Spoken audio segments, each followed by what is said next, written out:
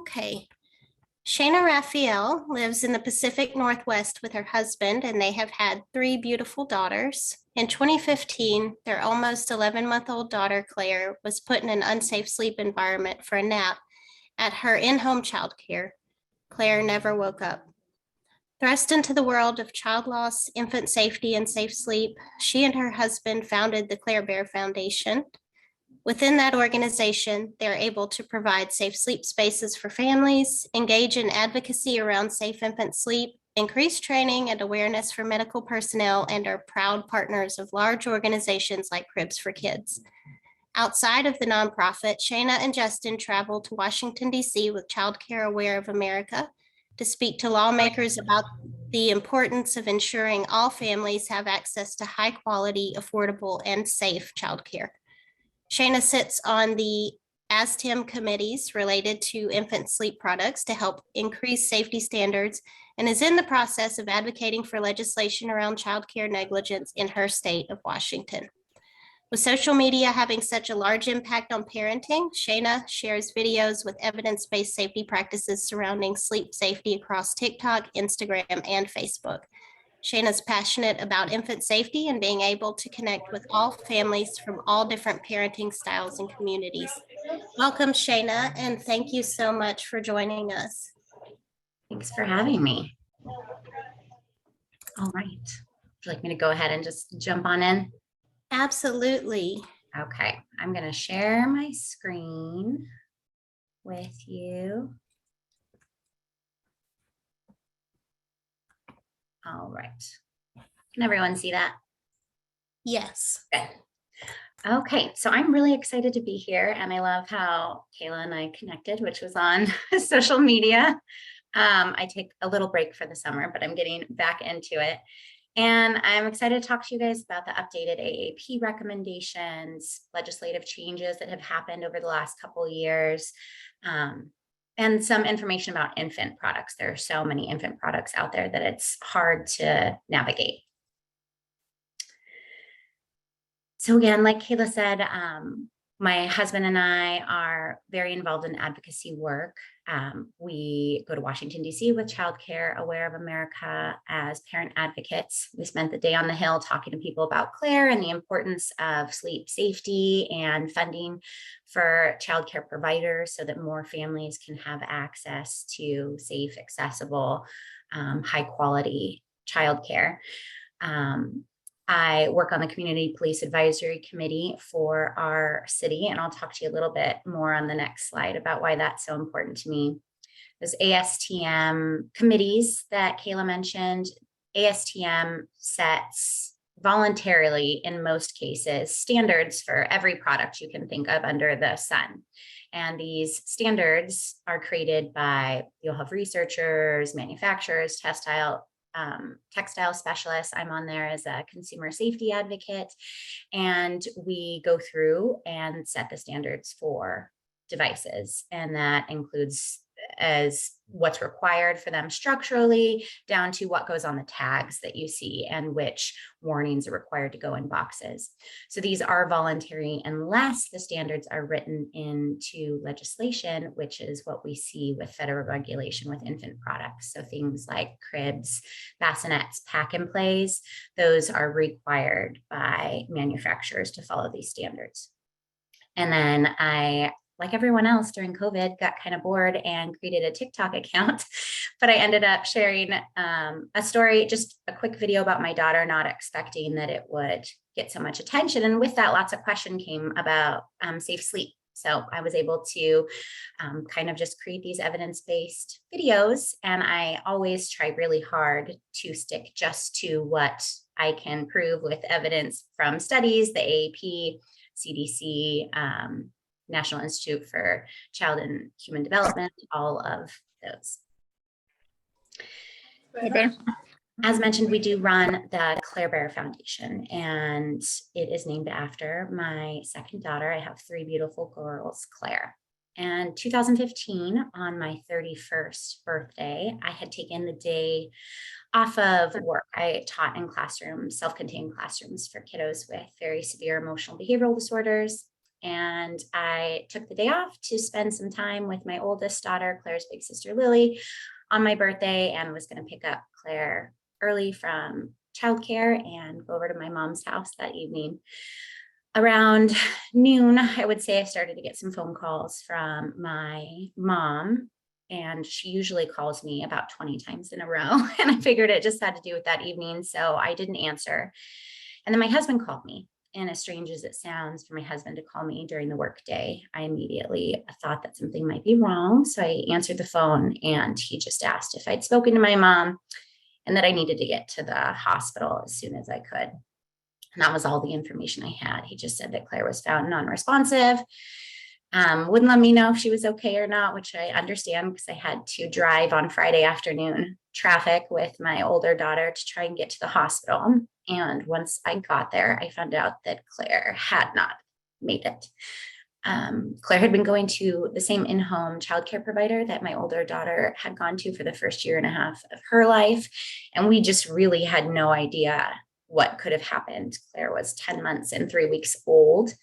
And, I think a lot of us as parents, once a baby reaches about 6 months, we kind of breathe this heavy sigh of relief of, oh gosh, like we're going to be okay. We're out of that vulnerability stage. And unfortunately, babies like Claire are the reason that these safe sleep recommendations are put in place up through 1 year of age, because they just still are susceptible to sleep-related deaths.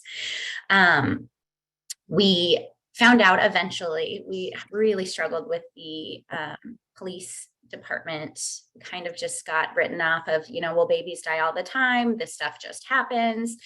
And it was really frustrating for us. We know that, SIDS does not peak or is not as common at almost 11 months old, and really had to do a lot of digging on our own. CPS in Washington State wasn't called when my daughter was brought in. They just assumed she was a friend of mine. And so my husband reported my daughter's death to the state about 2 months after she died. And their response was, why are you contacting us? And we said, that's what we're trying to figure out. And we did find out that the child care provider had been lying to us about where Claire was sleeping. And instead of the crib that we were shown, she was being put down to sleep on their adult bed. Claire rolled on her side one afternoon. My immediate fear would be that my daughter was going to climb off the bed. You have a child that's almost walking. That would have been my immediate fear. But Claire rolled on her side that afternoon, and their mattress wasn't firm, and it created an air pocket below her. And she started to rebreathe the same air in over and over again. So oxygen levels decrease and carbon dioxide increases, and Claire never woke up. So that's how I got involved with the police department as well. I figured, I could just stay mad, or I could try and enact some good positive change. I understand that first responders of all types, as well as physicians and everyone else, has to create these barriers for their own self-care. But we also need to remember that the other people that we're dealing with are humans. And in our case, we'd lost our child, and it was really difficult to navigate CPS, the police investigation, and everything while also grieving our daughter. We weren't able to get justice with the police department, although she was founded for abuse and neglect with the state. So we did file a civil suit, and then you get a check in the mail, and it's like, well, I don't want this at all. This feels horrible. So we gave the majority of the money to the emergency room that Claire was brought into that day. That Dr. Walkley, I fully believe that if she'd had a chance to live, he would have been able to do it. I'd never second guessed. So we now have the Claire RAPHAEL training room in that emergency room, which is high-tech CPR simulation for medical personnel so that they can get in the moment feedback. And as mentioned, we provide safe sleep spaces for families all over the country. So if you have a family in need, please don't hesitate to reach out to us. We also provide bereavement support. So families that do have to experience loss, we can help try and ease some of that financial burden. So I'm going to try and go a little bit faster today, just because I want to be able to answer any questions that you have at the end. And I know we have an hour, but we're going to be going over the updated 2022 AAP recommendations, compare them to the 2016 and see what's changed. We're going to discuss legislative changes that mostly revolve around products that are out there on the market. And then we're going to learn about specific sleep-related products on the market because, you know, my oldest is 11 and my youngest is 5. And there are a million things out now that weren't there even when my 5-year-old was a baby. And it's a lot to try and digest. So again, we all know the basics. So babies need to be alone. So they should sleep alone in their sleep space. I'm closing my screen so I'm not distracted. Alone in their sleep space with nothing but their clothing, a sleep sack or swaddle, which is optional, and a pacifier. We want them on their backs at the start of every sleep through 12 months of age. And C, of course, stands for cribs, but we know that now to mean crib, bassinet, or play yard. Sleeping on the back, we often get these panicked, oh, my baby's rolling over. So it's important to know that once your baby developmentally reaches the state where they can roll over all on their own, it's okay for them to stay there on their stomachs. We do want to continue, though, to put them on their back at the start of every sleep. And that can kind of seem confusing because we're like, well, we know that they can roll over, and sometimes they roll over immediately before you even put the baby down. But the mindset behind that is, first of all, we know that when we did the back to sleep campaign, there was this huge correlation between babies being put back to sleep and the decrease in SIDS. And also babies change so much day to day. So a baby might be super strong and able to do it one day, but the next day, maybe they're overly tired or they're sick and they don't have that same strength. So you would hate to put them on their stomach when they don't have the strength to roll back over. And instead we put them on their back again, let them demonstrate that they have the strength to get to where they need to be. Sleeping on their back does not increase the risk of choking or aspiration, even with reflux. And we know that up until a couple of years ago, and still with some practices, there is a recommendation to incline babies for GERD or reflux. And recent data has shown us that not only is that not effective and is risky for a sleep-related death, but it actually can make reflux worse. And you have that nice diagram that's available on the AAP's website down below that talks about the difference in how babies are and the way that anything that comes up will go down. And we just know that flat is back. There are very extreme cases, of course. And I always tell families that say, oh, my doctor told me that I need to because of this medical issue, that you can always ask your doctor to prescribe an at-home medical grade monitor to be paired with that recommendation. We also know that babies are less likely to arouse when they are on their stomachs, and arousal is really important for babies. You know, we have people that are like, oh, I want my baby to sleep through the night. And yeah, we all do. I don't function on no sleep hardly at all. But babies waking up and getting themselves out of unsafe situations or letting us know that they're hungry because it's still a need and not just a want at that point. Those are all really important things.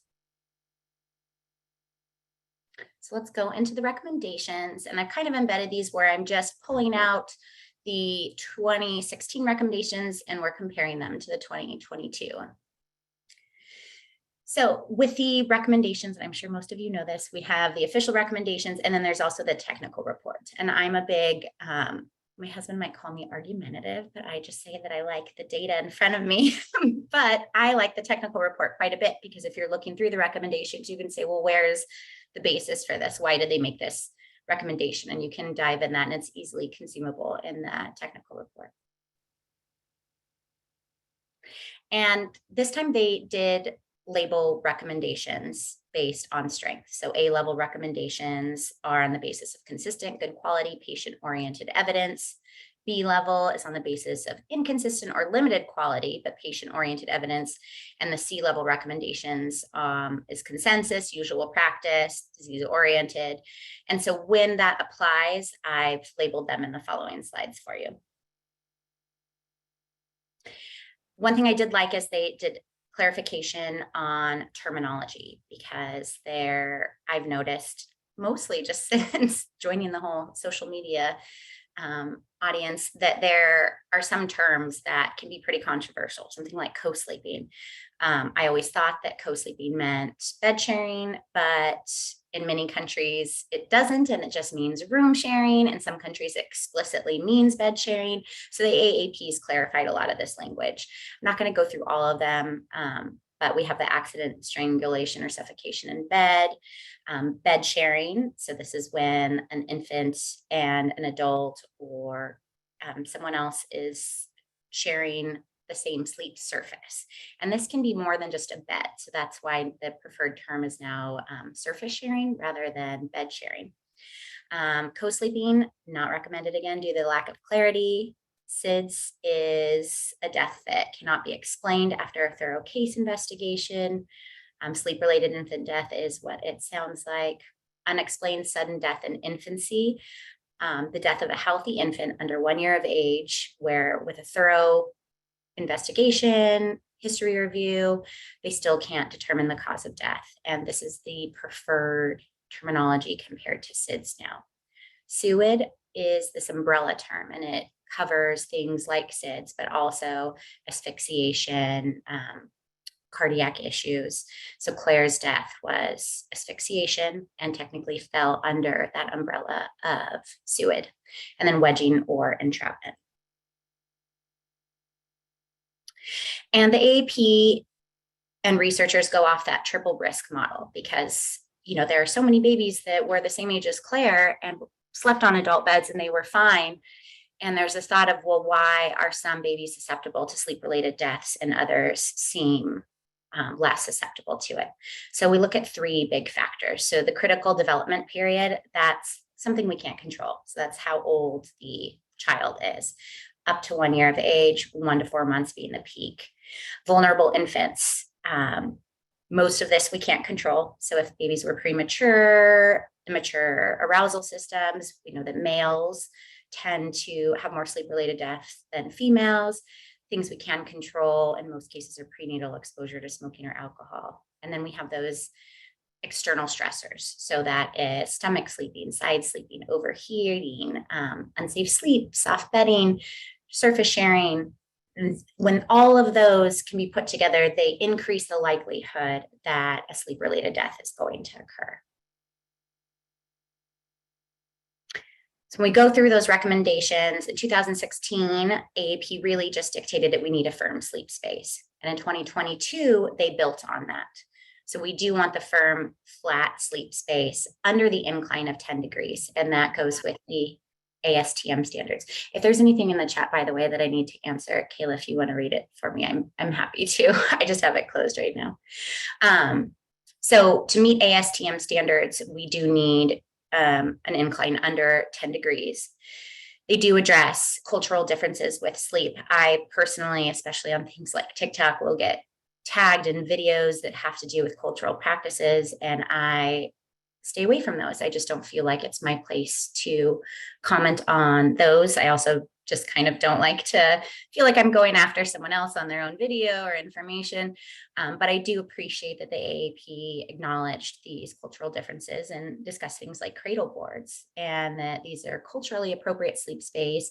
But when we have conversations, we just also want to include things like, well, we need to be mindful of overheating because babies are bundled up so much. Again, the sleep space must meet federal safety standards, which we're going to talk about a little bit more. And in case of an emergency, so we've been seeing all these horrible things happening all over the world lately with natural disasters, that you can use things like a box, a basket, a dresser drawer for an emergency makeshift sleep space. And then the recommendation is just to move to a certified sleep space, approved sleep space, as soon as one becomes available. Breastfeeding, or they even include the language chest feeding in these recommendations. It used to be that we know it's a SIDS protective factor. And the protective factor doesn't mean that it prevents something from happening. It's just that we know when we've reviewed all the data and this thing is present, so breastfeeding, that the chance of the adverse event occurring is decreased. So in babies that had sleep-related deaths, there was an increase that we saw when babies weren't breastfed. And they used to recommend it exclusively for the first 6 months. And now they say, again, that it's a protective factor. They recommend exclusively for the first 6 months and continuing to 1 year. They want increased emphasis for NICU hospitalized infants. And also to be understanding that parents may be unable to or choose not to breastfeed or chest feed. And these conversations shouldn't be judgmental. Just when we're talking about sleep spaces with families, we don't want them to come into a conversation and be afraid to have an open and honest conversation about it because they're going to feel shame or embarrassed. And we need to be, non-judgmental and culturally sensitive and still discuss other safe sleep recommendations. We talk about sleep location. Last recommendations talked about room sharing without surface sharing, ideally for a year, but at least 6 months. Stay away at all costs for infants under 4 months of age, and that the safety and benefits of co-bedding twins or other multiples hadn't been established. New recommendations say to room share for 6 months, and acknowledge that families bed share. The AAP acknowledges that they do and it will happen, but they're still unable to recommend it because of safety reasons. And they do break down the risks. So you are 5, if you take that baseline, you are over 10 times the risk with an impaired adult, smoker, soft surface, 5 to 10 times for an infant under 4 months or a non-parent or sibling in the bed, and 2 to 5 times the baseline risk for a preterm baby or use of pillows, blankets, soft accessories. We do know that while sharing a surface in a bed can be dangerous, it's slightly less hazardous than a sofa or chair. And they did say this time that any benefits from multiples or twins sleeping together is far outweighed by the risk. So soft bedding and swaddling. So wearable blankets are preferred to other blankets. We have those swaddle blankets, and they're saying you can still use those, but the wearable ones that attach to the baby can be a little bit safer. There's less of a chance for them to come loose and cover the head. Also included in the recommendations, I didn't put it on here, but they did discuss hats and that they don't see a medical need for infants to wear hats after the first few hours of birth unless they're in the NICU. So when babies go home, they don't need to sleep in their hats or anything like that. Of course, when you're out and about and outside with your baby and it's cold outside, yeah, put a hat on, because we'd put a hat on ourselves. And the 2016 recommendation said to stop swaddling at first signs of rolling. And that kind of left some ambiguity about what that meant, because babies can roll, some at 1 month old and some not till 5 or 6 months old. The new updated recommendations, again, talk about those wearable blankets or layering clothing. I think a lot of people don't understand you don't have to swaddle or use a sleep sack at all if you don't want to. We actually very rarely did. And then swaddling is no longer appropriate at first signs of rolling. And they specify that that's typically around 3 to 4 months, but it's possible sooner. And we want to be really mindful to not, as soon as we see those rolling attempts start, to stop swaddling, because we don't want to find out that our baby can roll over by them rolling over when they're swaddled and they can't use their arms or move to be able to get out of an unsafe space. Weighted products. There are so many weighted products on the market right now. And I remember when I first saw them, I was like, we're going to put a weighted product on an infant. And some of them go up to 2 pounds, and they are recommending to put them on newborn infants. I put the bag of rice. There's a popular bassinet that has been in evaluation to see if it can be a medical grade device. That has not happened yet. And they do attach the swaddle to the bassinet. And then if you go to their website, they recommend if your baby's still having a hard time sleeping, you can put a 1 pound bag of rice on your infant's chest, zipped up in the swaddle. So that's why I put the bag of rice. Please don't swaddle your baby with a bag of rice at all, or any other weighted product. There are no studies that exist that look at weighted products for at-home use. We will see companies use one study as kind of support for their product, but that study, when you dive into it, looked at 16 infants in 30-minute intervals in a hospital setting with a very specific medical diagnosis. So not comparable to what we would see at home. So right now the AAP says no, just stay away from weighted products. Substance exposure. Pretty similar with both. We want to avoid smoke exposure during pregnancy and after birth, same with alcohol and drug use. And 2022 just built on that a bit more and made sure there's so much vaping and non-nicotine smoking now that they want to make it clear that that also isn't ideal for babies to be around. Home monitors. So we see things like the Owlette or the Snooza. And in 2016, they said, hey, there's no data to support the use of home monitors to reduce the risk of SIDS. I am going to be completely transparent. My youngest was born in 2016. I did not know anything about these recommendations. You know, we practice safe sleep because that's what my doctors told me to do. And I know that I should. I didn't necessarily know all the reasons why behind it. And I had lost Claire, ended up having to go through IVF and having a really hard time getting pregnant with my youngest, who's now 5, Julianne. And I was so scared. I was mortified. And I got an Owlette, and I thought it would make me feel a lot better. And let me tell you, I then just became obsessed with staring at the Owlette. So about 6 weeks after she was born, I just had to put it away and say, you know, I need to feel confident that I'm taking all the precautions I can and that I'm not going to lose her like we did Claire. And that can happen with families now. They can see that it can cause more anxiety. These are also categorized as wellness devices. They're not medical devices. They're not, because they're not medical devices, we don't know how accurate they are. They're not designed to prevent infant death at all. Again, no data to support its use. And there is big concern, and we see this a lot on social media, that they might have their child in an unsafe sleep situation and say, well, but they have an Owlette, so just get an Owlette and you're fine. Like if you can monitor the baby's heart rate, they're totally fine. And we don't want a wellness grade device to take the place of what we know are evidence-backed safety precautions.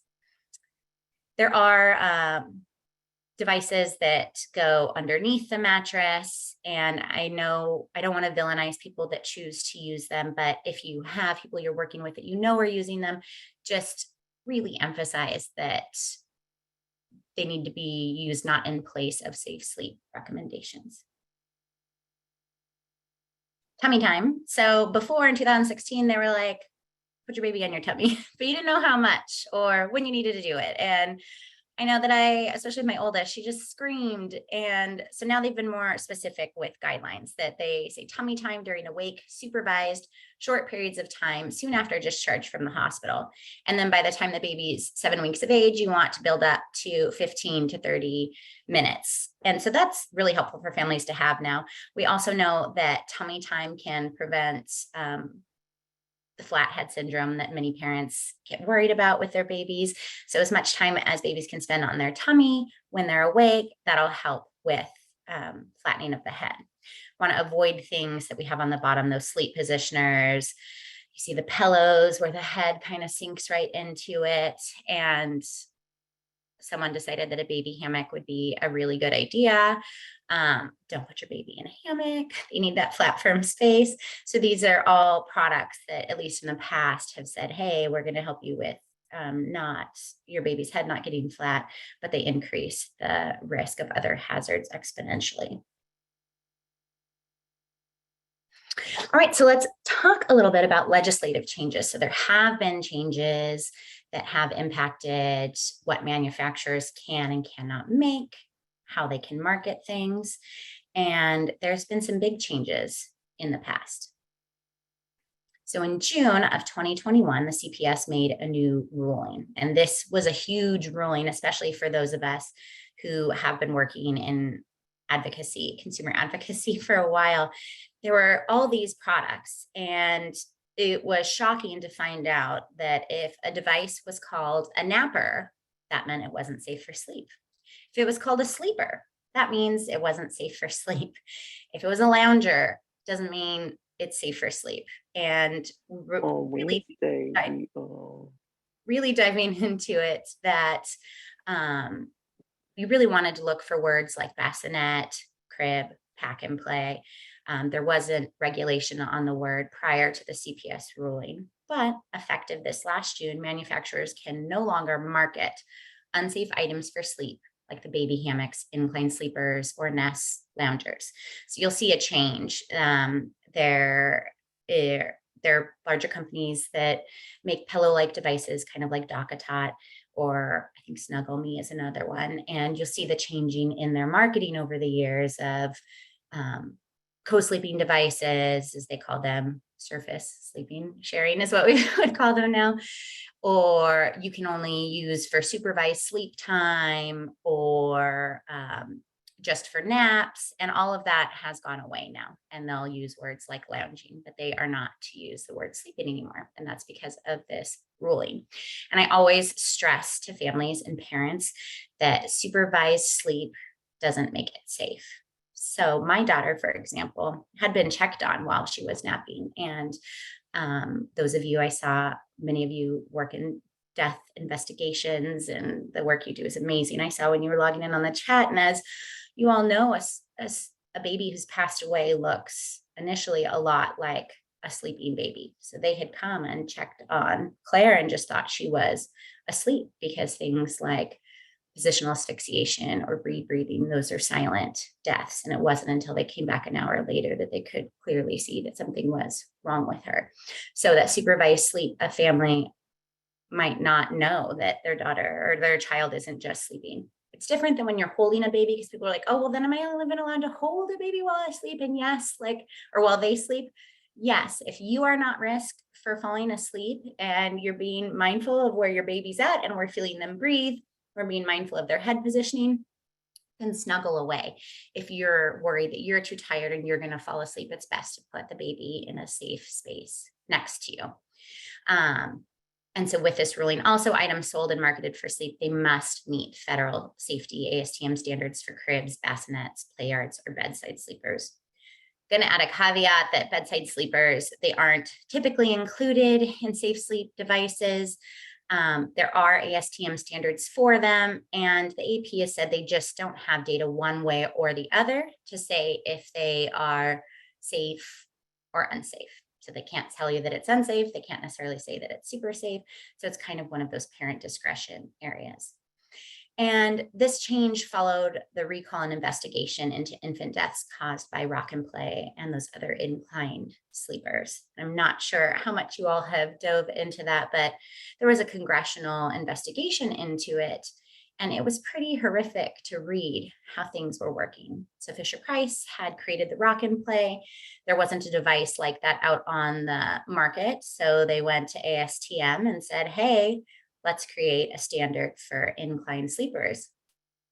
And shockingly, the standards for inclined sleepers matched the rock and play perfectly. So they basically designed these ASTM standards to match a product that they already had on the market, and ignored their own internal warnings within the company that these products weren't safe.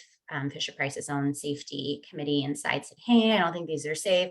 Where did that 30-degree angle come from? It was just arbitrarily chosen.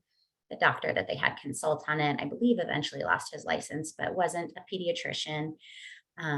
And that initial rock and play, when it was recalled, the amount of family blaming that I saw for this device was just heartbreaking.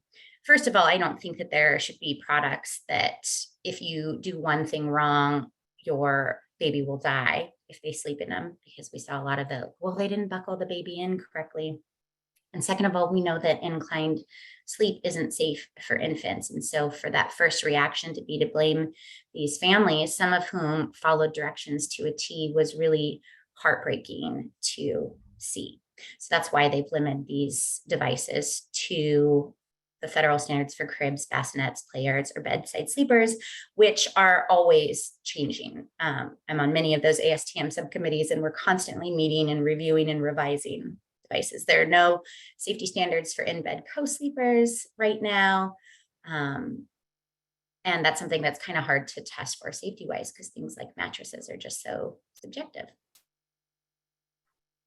So when we talk about those ASTM standards, I just listed 3. We also have mini cribs and those bedside sleepers. These are the 3 most popular. These are the standards to look for. So again, cribs, bassinets, play yards, they're regulated by ASTM standards in the United States.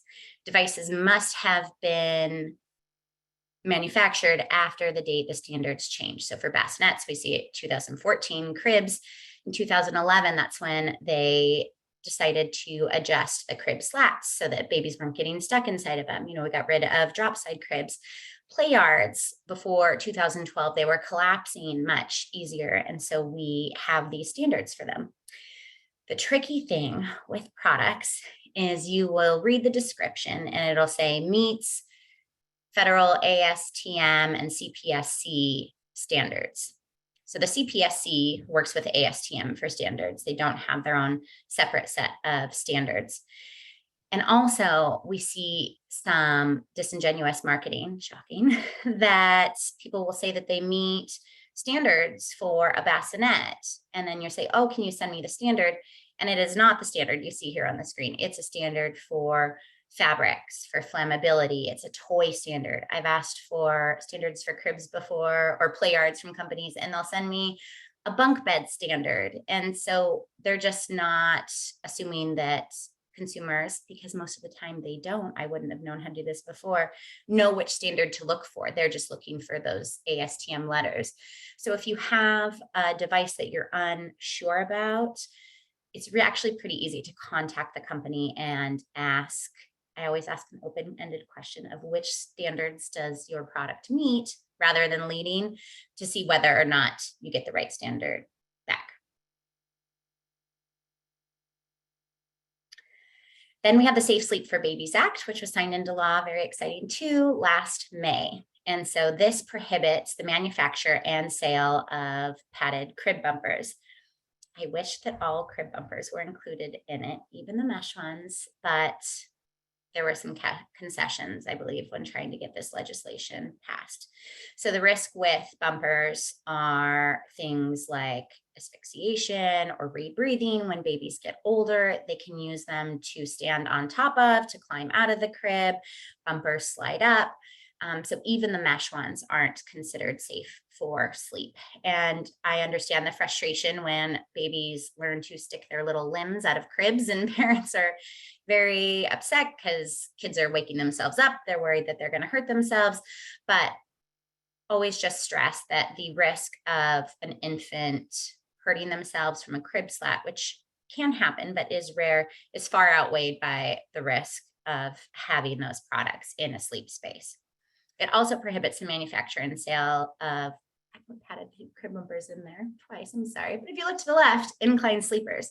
So incline sleepers are no longer allowed on the market. You will still see things like bouncers out there, but they cannot be marketed towards sleep. Which is tough because we know that a lot of families probably still will use them for sleep, but they cannot be marketed that way anymore. They should not be marketed that way anymore. So no babies sleeping in the advertisements, no mention of sleep in the directions. And in fact, because of the standards, they should say, if your babies fall asleep, you need to immediately move them to a safe sleep space.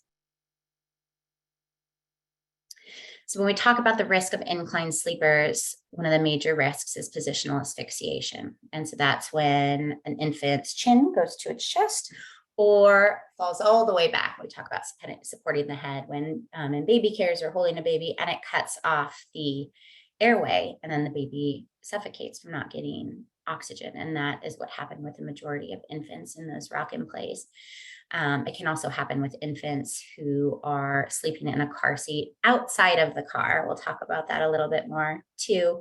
And some of the common risk factors, again, are incline sleepers, use a car seat outside of a car for sleep, soft bedding, because even if baby's moving with bedding, it can change the direction. We saw those boppy loungers that Boppy voluntarily recalled because families were using them in an unintended way. I'm not sure if the manufacturers necessarily, it was unintended or not, but there was positional asphyxiation happening from that, different sleep positioners, so wedges, any sort of incline sleep, swings or bouncers, couches. If they're placed to sleep on their tummy, that can happen with softer surfaces. And with swings, it's really hard too, because families are like, well, then what do you buy a swing for if it's not to sleep? And, I think that kind of depends on the family. With my youngest, I know I really had to be mindful about not having her in the swing when she was super young and using it maybe to calm her when she was really upset. In January of 2022, there was another CPS ruling about mattresses. So as of August, standard crib mattresses and aftermarket mattresses for play yards and portable cribs will be required to meet new federal safety standards. So that means that if the mattress that came with a pack and play, if there's something wrong with it, you can buy a new mattress that is the exact same. We don't want to see those big giant mattresses. I know like companies like Skip Hop sell a lot of them that you put into a pack and play afterwards that wouldn't meet the standards, can bend the side of the mesh or create gaps. And so we do have new testing for firmness as well to try and get rid of those entrapment hazards. Also addresses lacerations from springs and coils and changes how the communication will be to consumers. So this one is really important. I tell families if you just bought a mattress and it's still firm, and for a firm test, you can do things like you put your hand in the mattress, like in the picture. If you pull your hand out and there's no imprint left and you have a nice firm mattress, it's okay to still use those. You don't have to throw them out. They weren't recalled, but moving forward, it is best to buy a new mattress. Rebreathing, again, this is what I discussed, how Claire passed away. So with that visual, the nose and mouth creates an air pocket. Air gets trapped around the nose and mouth and causes the same air to recycle. Prone and side sleeping are risk factors for that. Smoking around an infant, soft bedding. So let's go through quickly some infant sleep related products. And I just kind of pulled some of the most popular ones that I see. So here's just an example. So on the top, we like the pack and plays, the crib, bassinets, avoid in-kind sleepers, sleeping in bouncers, sleeping in swings, things like sleep positioners or nests. And I like this visual for pack and plays because it can be confusing because you're like, oh, well, there's a bassinet on top. And technically, bassinet level, so that kind of top level that's all the way flat, that's considered the bassinet level on pack and place, and that is safe for sleep. There are mobility and weight guidelines that go with that. Often when babies are a certain weight or they can push up on their hands and knees, it's recommended to lower them just as it would be in a crib. And there are unsafe attachments. So that one is a sleeper napper. I always say, hey, if you look for incline, buckles, belts, that's going to be your cue that it is not safe for sleep. We don't want babies sleeping on the changers.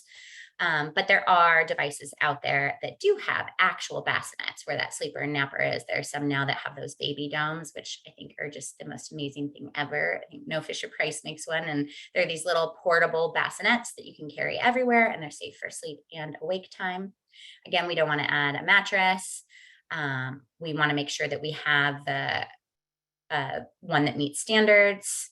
Again, pay attention to those attachments, and we don't want to be adding pillows or blankets or anything else to the sleep space.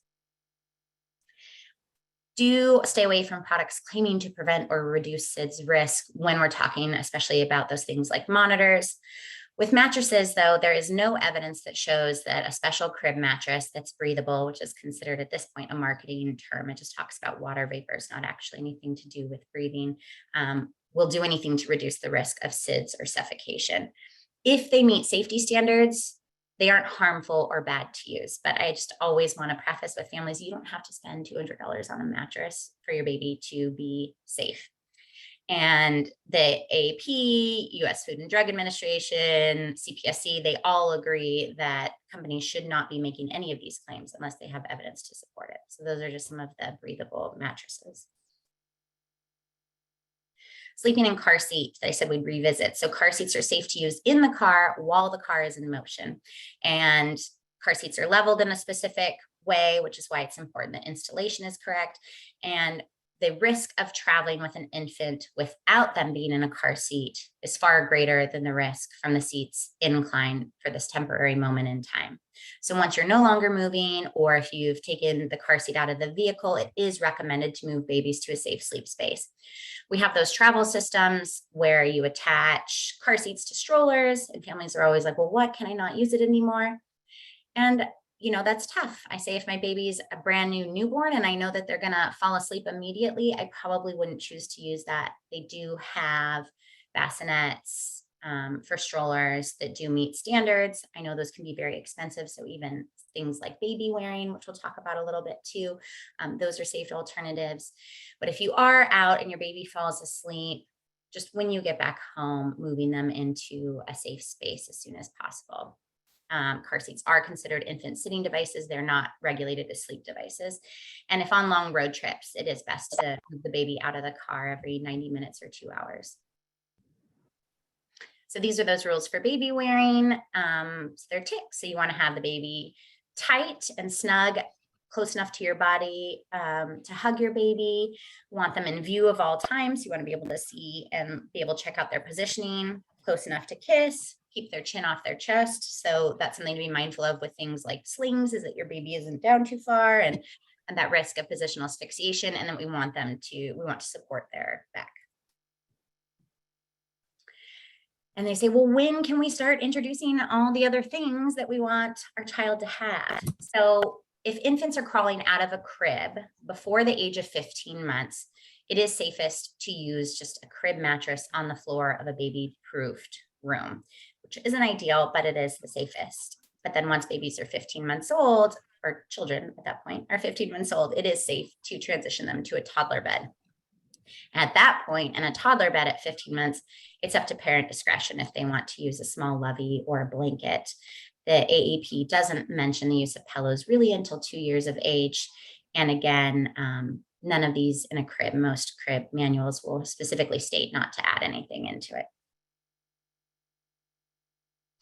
All right, that was a lot of information, but I wanted to make sure. I'm going to take questions, but just so I can stop sharing my screen. If anyone wants to reach out to me or anything like that, here is my information. So we're the Claire Bear Foundation on Facebook and Instagram. On TikTok, I do have a Claire Bear Foundation page, but honestly, I post much more on my page about safe sleep. So there's contact information, and don't hesitate to reach out, especially if you have a family that needs resources or anything. So I'm going to stop sharing and then hopefully have some time for questions. If anyone has any. I know there's a lot of information and me just talking at you, so I apologize. But if anyone has any questions or any products that they want to talk about or anything else, just let me know. I see lots of questions about the video, Kayla.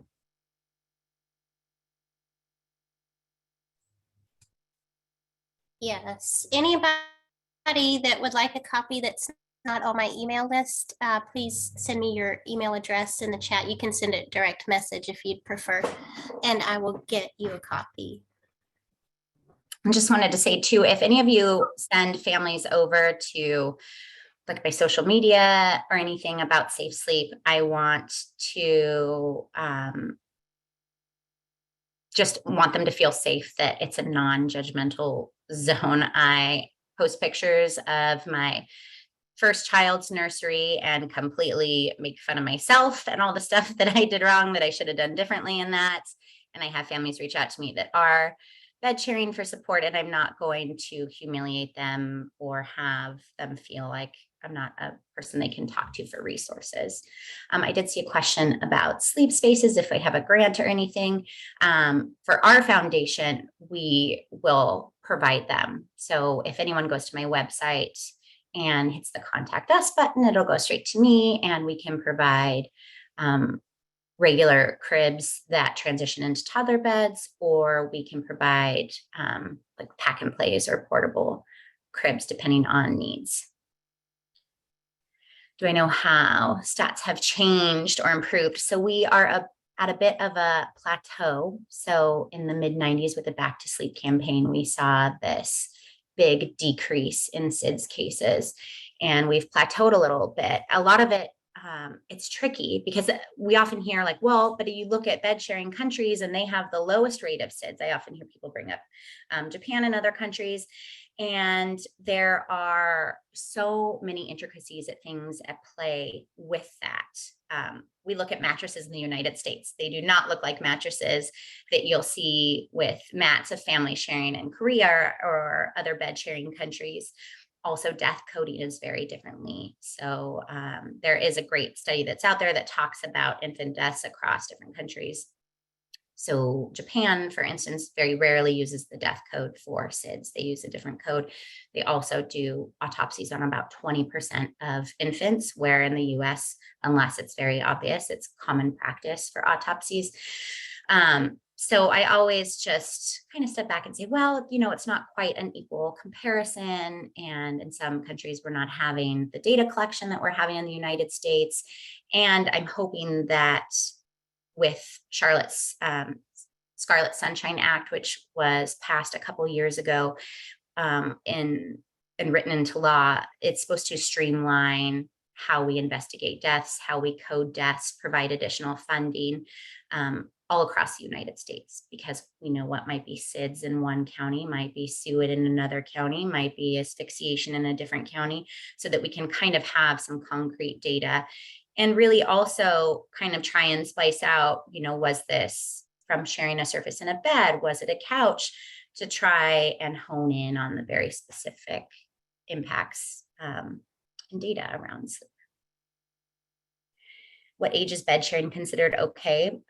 So adult mattresses aren't considered safe until 2 years of age. So with that, parent discretion safety-wise, just be mindful to say, even at 2 years old, pay attention to other risks like overlay or too many people in the bed, that there are still other risks that could happen, but adult mattresses are considered safe at 2 years of age. I missed a question. Feel free to. Can you speak to pillows? Yeah, so it's hard to find this information about toddler safe sleep. We've kind of had to go through all these different AAP documents and CDC and CPSC and look to see when it's mentioned. And so pillows really aren't mentioned until the age of 2. They do make great toddler-sized pillows that are pretty inexpensive on Amazon too. And for me, I know I felt better kind of introducing pillows with my youngest with that, a smaller, flatter one. And I always have to think too, like, am I using a pillow because I really want my kid to meet this next milestone and it's really exciting, or because my child needs a pillow? But 2 years of age is when it's really mentioned in AAP documents. There's also a great group, if anyone's on Facebook, so it's called Safe Infant Sleep, evidence-based parenting, and they have wonderful resources. They, again, will provide data with any recommendation they make. And another group called Safety Conscious Parenting, which is ran by a pediatric emergency doctor, Dr. Hess, who's also a child safety expert, and she covers everything from infants up until a child reaches adult age and all things safety, so not just sleep. Thank you guys for the kind words in the chat as well.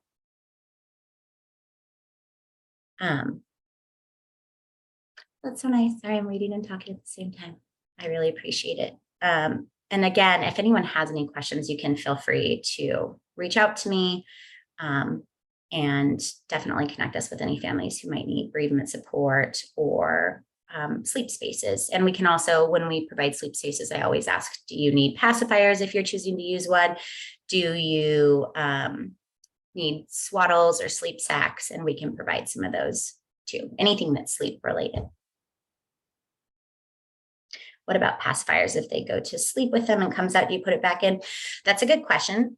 So there is evidence that pacifiers are a protective factor. So again, when we're talking about breastfeeding, they aren't necessarily sure why. They just know that that's what the data has shown. And if the baby's pacifier falls out, you don't have to put it back into their mouth. We do know that just offering the pacifier initially can help. And if a baby is not taking the pacifier, it's okay. It doesn't increase the risk at all. It just brings it back down to that baseline. Have any guidelines been changed with daycares or home or center-based in regards to safe sleep? So I was shocked when I started doing that work for Childcare Aware of America of how different the guidelines are for childcare state by state. It's pretty insane. So Washington State, where I'm at, we have some of the most robust and strictest guidelines for childcare. I also found out that the laws we have in place have been used with childcare providers who are running unlicensed care, and something bad happens once in the last 12 years since the law was written in. So just because it's there on paper doesn't mean it's there in practice. But it just really depends on the state. Most states do have safe sleep courses they were required to take, but there's also confusion for parents because children tend to move to cots or mats at 1 year of age, which kind of goes against what we're saying with like, no, wait till 15 months if you can. But it is different in a childcare setting where those flat mats, not giant beds or mattresses, are used, and children should be monitored during that.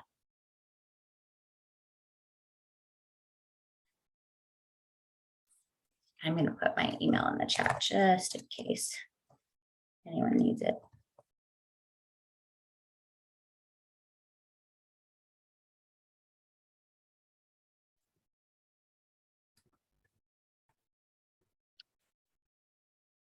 So it's just Shane at thecleverfoundation.org. All right, seems like comments and questions are kind of slowing down. Yeah, and if y'all do social media, Shayna's videos on TikTok are truly amazing. It's a great avenue to repost and get information out there. There's so many people on TikTok now. I think a lot of people are moving over from older platforms, so you're keeping up with the times. I feel very old on there, though. I'm not gonna lie. People can be mean on TikTok, so you gotta have some thick skin. I'm gonna stop recording.